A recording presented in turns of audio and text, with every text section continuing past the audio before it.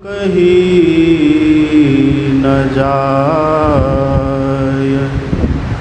जो कुछ कहूँ तुम्हारी कृपा, माते कछु न बसाय। बोलिए प्रेम से श्री सद्गुरु महाराज की जय। श्री सद्गुरु महाराज की जय। श्री सद्गुरु महाराज की जय। इस पावन स्थल पर मंचासीन पूज्यपाद स्वामी गुरुप्रसाद बाबा के युगलपाद पद्मों में कोटि सह नमन। अर्चनीय वंदनीय मुद मंगलमय साधु समाज के श्री चरणों में कोटि सह नमन। परम आदरणीय सत्संग प्रेमी महानुभावों, पूजनीय माताओं तथा भक्तिमती बहनों, अभी हम लोगों ने रामचरितमानस से भगवान श्री राम और माता सबरी का संवाद सुना है। आपने पाठ में सुना भगवान श्री राम ने माता सबरी के लिए कहा है, नवधा भगति कहो तो ही पाही, असावधान सुनु धरु मन माही। भगवान कहते हैं कि हे सबरी, मैं आपसे 9 प्रकार की भक्ति कहता हूँ, सावधान होकर के सुनिए और इसको मन में धारण करिए। और आपने यह भी सुना कि माता सबरी को भक्ति करने का आवश्यकता नहीं थी। भगवान कहते हैं, नवमः एकौ जिनके होई, नारी पुरुष चराचर कोई, सोई अतिशय प्रिय भामिनी मोरे, सकल प्रकार भगति दृढ़ तोरे। भगवान कहते हैं, हे सबरी, इस 9 प्रकार की भक्ति में से यदि एक भी भक्ति किसी के पास हो तो भगवान कहते वह मुझे अतिशय प्यारा है। लेकिन तुम्हारे पास तो सभी प्रकार की अर्थात 9 प्रकार की सुदृढ़ भक्ति है। तो भगवान ने माता सबरी को निमित्त बनाया है। माता सबरी को न तो भक्ति करनी थी और न तो उनके जीवन में भक्ति का अभाव था। भक्ति में कुशल है, निष्णात है, पूर्ण है, और उनको भगवान ने निमित्त बना करके हम सबों को भक्ति करने की विधि बतलाई।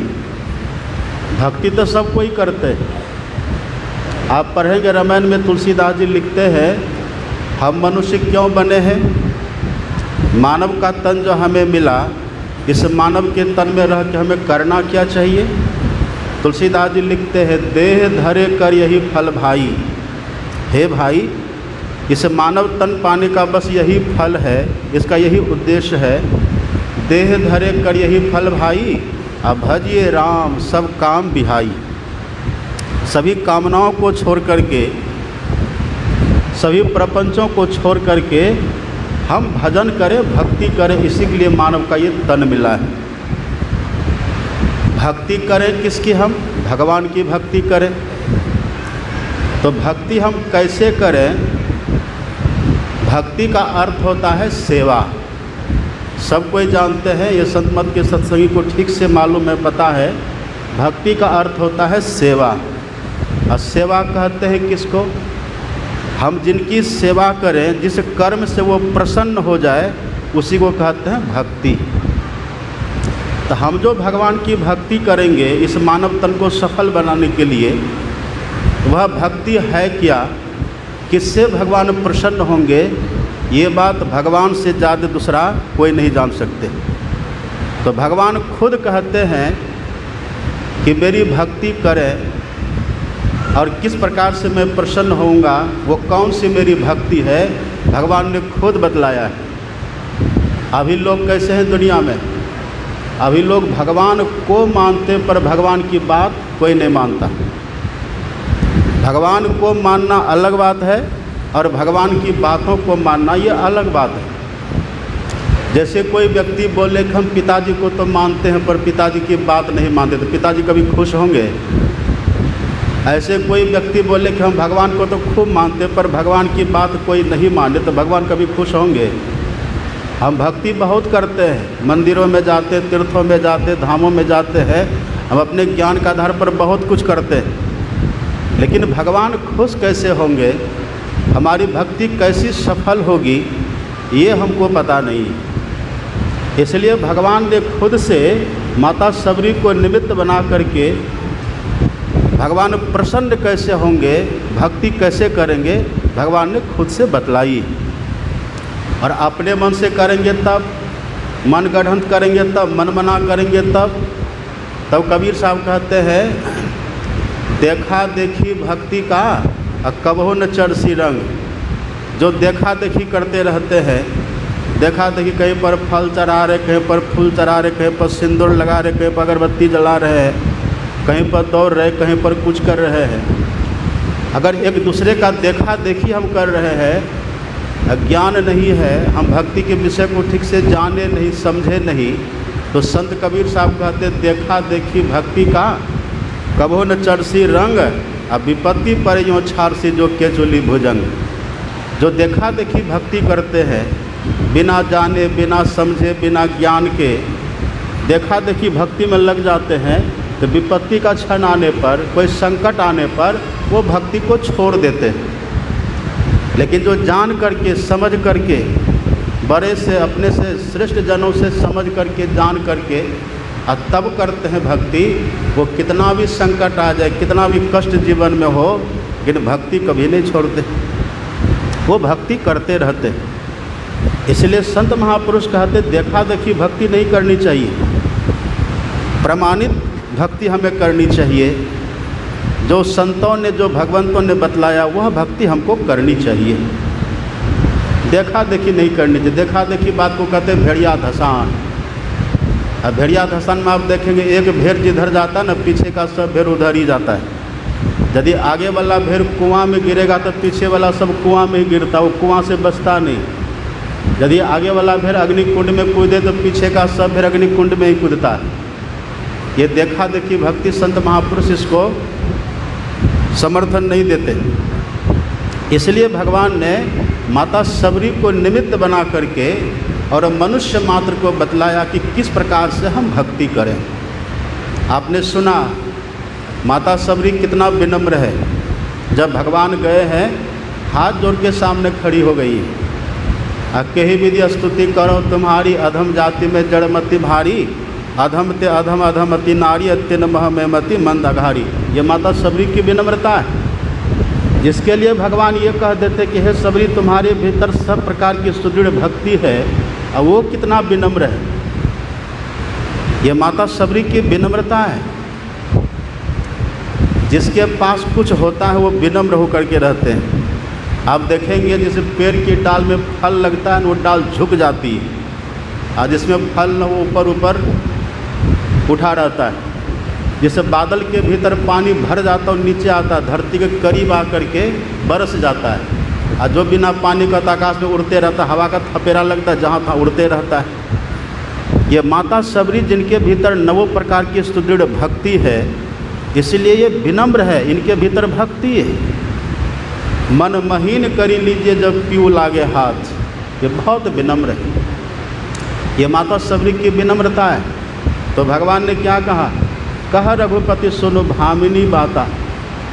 भगवान कहते हे भामिनी, भामिनी का अर्थ होता है सुंदर। और सबको ये जानते सबरी कितनी कुरूपा थी।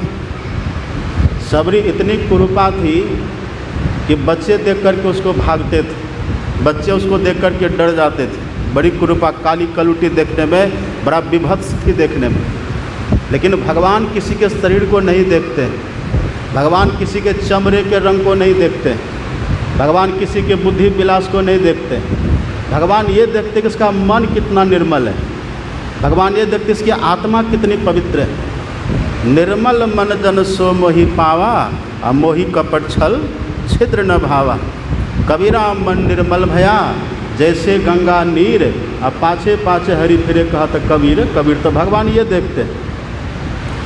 सबरी माता भले शरीर से कुरूपा है, रंग काला है, स्त्री जाति की है, पढ़ी लिखी नहीं है, निर्धन है, जंगल में रहती है, जैसे तैसे गुजारा करती है, लेकिन उनके भीतर जो भक्ति है ना, भक्ति करने से शुद्ध बुद्ध पवित्र हो चुकी है। और उसी भक्ति के प्रताप से जहाँ माता सबरी रहती थी उस जंगल में और भी बहुत से महात्मा रहते थे, पर भगवान कहीं नहीं जाते।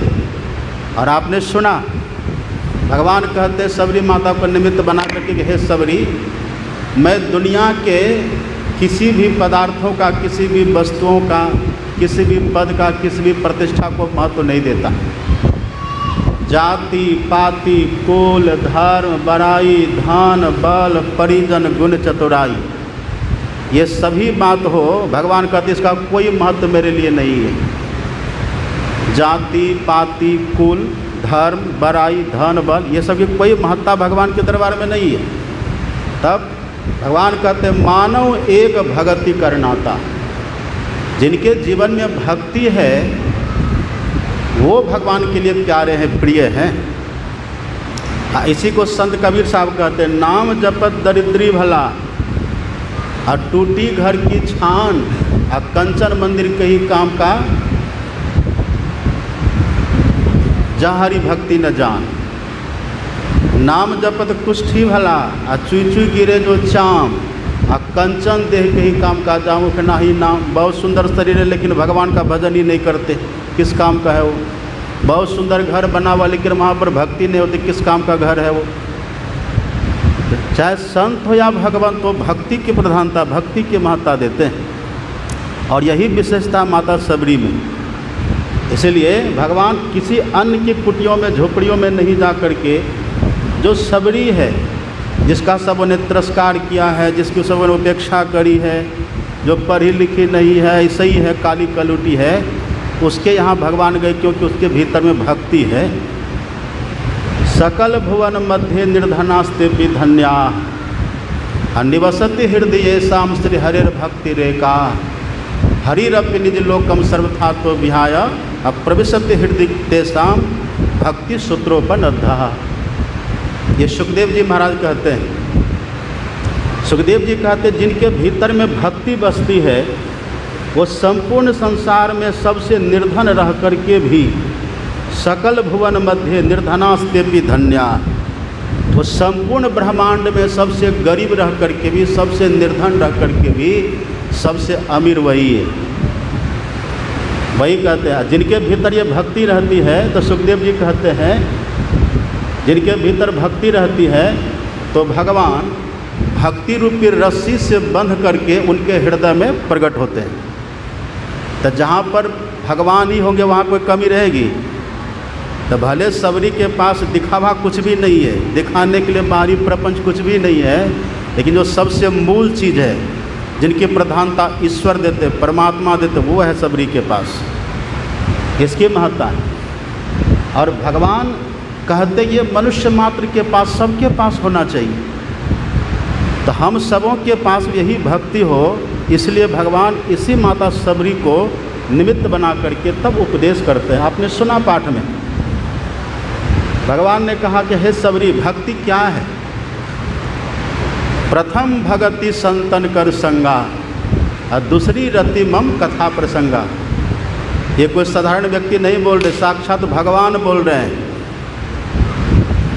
भगवान कहते हैं कि पहली भक्ति क्या है? संत महापुरुष के पास चले जाइए, संत महापुरुष के पास जाकर के बैठ जाइए, उनका सानिध्य ग्रहण करिए। बैठे हैं संत के पास, बैठे हैं महापुरुष के पास, कर कुछ नहीं रहे हैं, न हाथ में फूल है, न माला है, न फल है, न अक्षत है, न अगरबत्ती है, न धूप नैवेद्य, कुछ भी नहीं है। पूजा की सामग्री कुछ भी हमारे पास नहीं है, लेकिन केवल संत महापुरुष के पास जाकर के हम बैठ गए, बस बैठने मात्र से भक्ति होने लगे, वो भक्ति है। और ये कोई मनगढ़ंत बात नहीं, भगवान कह रहे हैं प्रथम भगति संतन कर संगा। सबसे पहली भक्ति है कि संत महापुरुषों का संग करिए। और दूसरी बात देखिए, संग का अर्थ होता है प्रेम। संग का एक अर्थ तो ये होता है कि सानिध्य मेरे संग मेरे, ये तो अर्थ होता ही है। और संग का दूसरा अर्थ होता है प्रेम। आसक्ति भी लोग कह देते हैं, लेकिन संग मतलब प्रेम, भाव। जो सच्चे साधु महात्मा होते हैं वो वास्तव में भाव के भूखे होते हैं। साधु भूखा भाव के, धन का भूखा ना है, और धन का भूखा जो है वो तो साधु ना है। संत कैसे होते, साधु महापुरुष कैसे, तो हमारे प्रेम के भूखे होते हैं। तो यदि श्रद्धा से प्रेम के से हम जाते साधु महापुरुष के पास बैठते हैं, तो भगवान कहते समझ लीजिए भक्ति हो रही है। और घमंड लेकर के जाएंगे तब पद का घमंड, प्रतिष्ठा का घमंड, दिखावा का घमंड, धन का घमंड, जाति पाति का घमंड, मान प्रतिष्ठा, ये सब अगर घमंड है भीतर में, तब फिर संत उसको स्वीकार नहीं करते। तो जो बड़ी श्रद्धा से, प्रेम से, भाव से साधु महापुरुष के पास जाते हैं, उनका संग करते हैं, तो भगवान कहते समझ लीजिए भले ही पूजा की कोई सामग्री पास में नहीं है, लेकिन ये भक्ति है। इसलिए बड़े श्रद्धा के साथ, प्रेम के साथ साधु महात्मा का संग करना चाहिए। आप एक बात देखिएगा, जो गंधी लोग होते हैं ना, गंध बेचने वाले, जो इत्र बेचने वाले लोग होते हैं, उनकी जो दुकानें होती हैं, आप उसकी दुकान पर चले जाइए। आप भले वहाँ गंध मत खरीदिए, उनकी सुगंधी इत्र को मत खरीदिए। आप उनकी दुकान पर केवल चले जाइए और दुकान में जाके खड़े हो जाइए। भला आप नहीं खरीद रहे हैं, लेकिन वहाँ जाने मात्र से खुशबू लगती है कि नहीं, सुगंधी लगती है कि नहीं। वही कबीर साहब कहते हैं, कबीर दर्शन साधु के जो गंधी की बास। भगवान क्यों कहते हैं प्रथम भक्ति साधु का संग, संत का संग, यही सब कारण है। कबीर साहब कहते हैं कबीर दर्शन साधु के जो गंधी की बास, और जो कुछ गंधी दे नहीं तो भी बास सुबास। हम गंधी बेचने वाले, इत्र बेचने वाले के पास गए, उनके पास हम चले जाते, भले पैसा पास में नहीं है, हम वहाँ जाकर खरीद नहीं रहे, बस वहाँ केवल खड़े हो गए। खड़े होने मात्र से उसकी सुगंधी खुशबू लगती है कि नहीं। ऐसे साधु महात्मा के पास गए, बैठ गए। और साधु महात्मा कैसे होते हैं, आप पढ़ेंगे सत्संग योग में, हमारे गुरु महाराज जी ने दिया है, संत दरिया साहब की वाणी। दरिया साहब कहते हैं, साधु सोई निर्मल गुण सारा, अब बारे दृष्टि करे उजियारा, करी कमान घैचे दिन राति, ताको काल नहीं करे उत्पाती। जो संत महापुरुष होते हैं, उनकी वृत्ति हमेशा अपने इष्ट से लगी रहती है। वो जप में, सुमरन में, ध्यान में, भजन में वो लगे रहते हैं। बोलेंगे तब भी उनका भजन चलता रहता, भोजन करेंगे तब भी भजन चलता रहता, बैठेंगे तब भी भजन चलता रहता, कभी छूटता नहीं है। भजन तेल की धार साधना निर्मल साध, ऐसे संत महापुरुष होते हैं। तो जैसे इत्र बेचने वाले की दुकान में जाने से खुशबू हमें लग जाती है, इसी तरह से संत महापुरुषों के पास जाने मात्र से उसकी सुगंधी, अर्थात उसके भीतर जो श्रेष्ठता है, जो महानता है, जो ईश्वरीय गुण है, जो खासियत है, जो विशेषता, उससे हम प्रभावित होने लग जाते हैं। इसलिए भगवान कहते प्रथम भगति संतन कर संगा। कबीर दर्शन साधु के साहब आवे याद। जैसे साधु महात्मा का दर्शन करते हैं ना, तो सीधे भगवान की याद आती है। हम लोग रास्ते में चलते रहते हैं, कभी काल कुछ नास्तिक लोग भी मिल जाते हैं। और देखिए संत कबीर साहब का सूत्र कितना बढ़िया है, साधु महात्मा का दर्शन किसी भी तरह से करे। जैसे वकील को देखने से कोर्ट कचहरी की याद आती है कि नहीं, आप किसी टीचर को, शिक्षक को देख लीजिए, विद्यालय की याद ऐसी आ जाती है। ऐसे साधु महात्मा को देखने से क्या याद आता है। हम लोग चलते रहते रास्ते में, बहुत सज्जन लोग मिलते हैं, प्रणाम भी करते हैं, आदर भी करते हैं, सम्मान भी मिलते हैं, करते हैं। आप कभी कभी कोई दुर्जन भी मिल जाता है, और दुर्जन मिलता है तब क्या कहता है, जब कोई साथ में होते हैं ना, किसी की दाढ़ी हो, बाल हो, और जब देख लेता तो थोड़ा उपहास करता है। वो कहता है सब बाबा जी के बड़ी बड़ी दाढ़ी और सब संतन की बड़ी बलिहारी, पीछे से वो भी कह देता है। तो भले वो नास्तिक है, दुर्जन है, लेकिन साधु महात्मा का जैसे दर्शन किया तो कुछ न कुछ सात्विक भाव आ ही जाता है। वही कबीर साहब कहते हैं कबीर दर्शन साधु के साहब आवे याद। और लेखा की वाही घड़ी अब बाकी के दिन बाद, उसका कोई महत्व, कोई वैल्यू नहीं है। तो साधु महात्मा का दर्शन किसी भी तरह से करें लाभ ही होता है। तो भगवान कहते हैं यही है पहली भक्ति, साधु महात्मा से प्रेम हो, उनके पास जाकर के हम बैठें, श्रद्धा से रहें, अथवा किसी भी तरह से चले जाए तो भक्ति है। और ऐसे संत महापुरुष जो कुछ सुनाते हैं वो दुनियादारी की बात नहीं सुनाते, वो जो भी सुनाते हैं ईश्वर की चर्चा सुनाते हैं, ईश्वर की कथा, ईश्वर का सत्संग सुनाते हैं। भगवान का तो उसको बहुत प्रेम से सुनिए, बड़ी श्रद्धा से सुनिए। दूसरी रति मम कथा प्रसंगा, टाइम पास करने के लिए नहीं है, जो बहुत श्रद्धा से सुनते हैं। तब इस पर आपने प्रातःकाल बहुत सुना था, जो बहुत श्रद्धा से सुने और प्रेम से सुने। आपने सुना होगा नरसिंह मेहता का नाम। नरसिंह मेहता बड़े उच्च कोटि के संत थे, महापुरुष थे, और ये कलयुग में हुए। और जो कलयुग में नरसिंह मेहता थे न, यही द्वापर में मुचकुंद, राजा मुचकुंद थे, उसको भगवान श्री कृष्ण का दर्शन हुआ, आशीर्वाद मिला, और वही कलयुग में आकर के नरसिंह मेहता हुए थे। और नरसिंह मेहता के लिए सब कोई जानते, भगवान के बड़े भक्त थे, संत थे वो। वैष्णव जन तो तेने कहिए जे पीर पराई जाने रे, उन्हीं की बानी। नरसिंह मेहता बड़े गरीब थे, घर में ज़्यादा व्यवस्था नहीं थी, ब्राह्मण थे, बड़े गरीब थे, लेकिन भक्ति में कमी नहीं थी उनको। एक ही पुत्री थी, उनकी शादी करनी थी, किसी दूसरे गांव से उनको घी लाना था। तो बाल्टी लिए, घर में विवाह की तैयारी चल रही, बाल्टी लिए और चले गए घी लाने के लिए, दूसरे गांव चले गए। रास्ते में कहीं पर सत्संग हो रहा था, कोई प्रवचन कर रहे थे, कथा कर रहे थे, तो नरसिंह मेहता ने देखा यहाँ पर सत्संग हो रहा है, तो बैठ गए।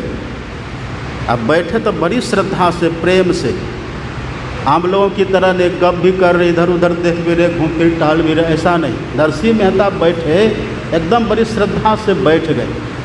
अब बैठ करके सुन भी रहे हैं, अब भीतर से उनका भजन भी चल रहा है।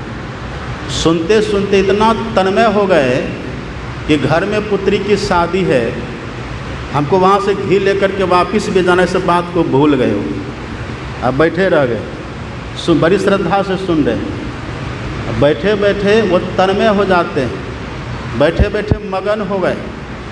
संत तुलसी साहब कहते हैं ऐसे सत्संग करना चाहिए। सत्संग करना मन तोड़, दुनिया से मन को तोड़ करके, दुनिया से मन को हटा करके, मनोरंजन के लिए नहीं, कल्याण के लिए। सत्संग करना मन तोड़ शरण संतन की, और अंदर अभिलाषा लगी रहे दर्शन, किस भाव से सत्संग करना चाहिए। हमारे गुरु महाराज जी कहते, पदावली में आप पढ़ेंगे, हमारे गुरु महाराज जी कहते सत्संग में बैठते लेकिन मन भाग जाता है। विषयों में ही मन लागे और सत्संग से हटी भागे, ये हट के भाग जाता है मन, विषय का चिंतन करने लग जाता है मन। तो हमारे गुरु महाराज जी कहते सत्संग में ही, विषयों में ही मन लागे और सत्संग से हटी भागे, मौको करो सभागे, सत्संग में लगा दो। प्रार्थना करते हैं ये मन सत्संग में लगे। नरसिंह मेहता बैठे तो समाधि लग गई, सुनते सुनते तन्मय हो गए, तल्लीन हो गए, समाधि लग गई। और घी लेकर के वापस भी जाने से बात को भूल गए। इधर भगवान देखते हैं, प्रातःकाल आपने सुना था ना, जो सत्संग करते हैं उसका सब काम सिद्ध होता है। नित्य प्रति सत्संग कर ले प्यारा, तेरा कार सरे सारा, सब काम सिद्ध होता है। और वो सत्संग में लीन हो गए। और आपने यह भी सुना था पूज्य बाबा से कि सत्संग भगवान का अंग है, गुरु महाराज का अंग है। जो सत्संग को पकड़े रहते, वही भगवान कहते हैं दूसरी रति मम कथा प्रसंगा, प्रेम से सुनना चाहिए। फल देखिए क्या होता है। नरसिंह मेहता वहाँ बैठे सत्संग सुन रहे हैं, अब भगवान ने देखा कि इसके घर में शादी है, पुत्री का विवाह है, वहाँ सब काम बिगड़ जाएगा, घी के बिना सब नाराज हो जाएंगे।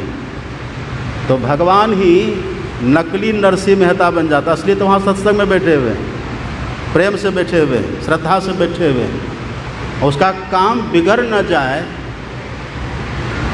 उनका काम भी हो जाए। ये यहाँ पर भक्ति करें ना, दूसरी रति मम कथा प्रसंगा, प्रेम से सुन रहे हैं। इसलिए भगवान ही नकली नरसिंह मेहता बन करके, और जैसी बाल्टी नरसिंह मेहता के पास थी वैसी ही बाल्टी लिए, और जहाँ से घी लेना था वहाँ पर पहुँच गए। कहा कि दीजिए घी, वो घी ले लिए और चले गए नरसिंह मेहता के घर, वो घी पहुंचा दिए।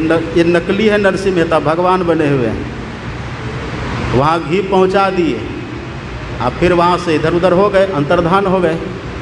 बाद में इधर जब सत्संग समाप्त होता है और नरसिंह मेहता का ध्यान टूटता है, ये बहिर्मुखी होते हैं, अरे हम तो आए थे घी के लिए, पर यहाँ सत्संग में हम इतने तन्मय हो गए कि घी लेना ही भूल गए।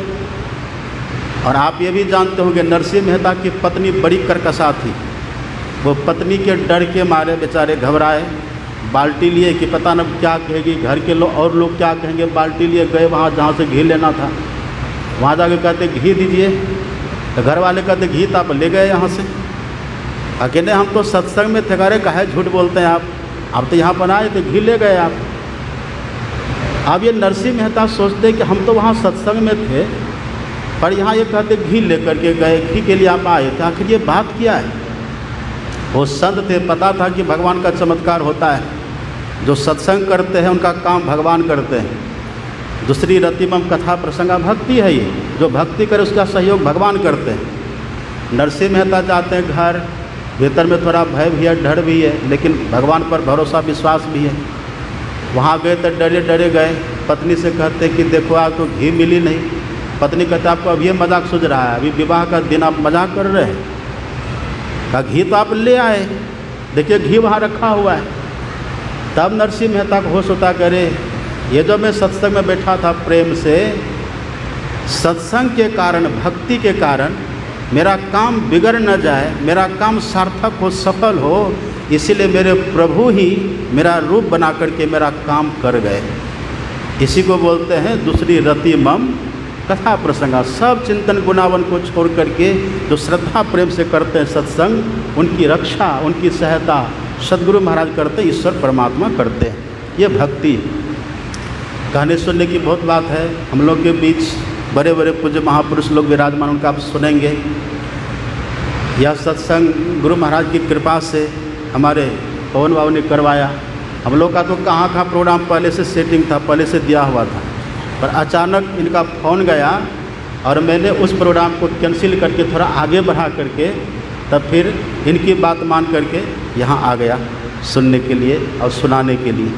तो गुरु महाराज की कृपा से ये सत्संग पूर्णता की ओर अभी के सत्संग के बाद हो जाएगा। अपनी वाणी को मैं इतना कह करके विराम देता हूँ। अब आप कुछ महापुरुष लोगों से सुने। श्री सद्गुरु महाराज।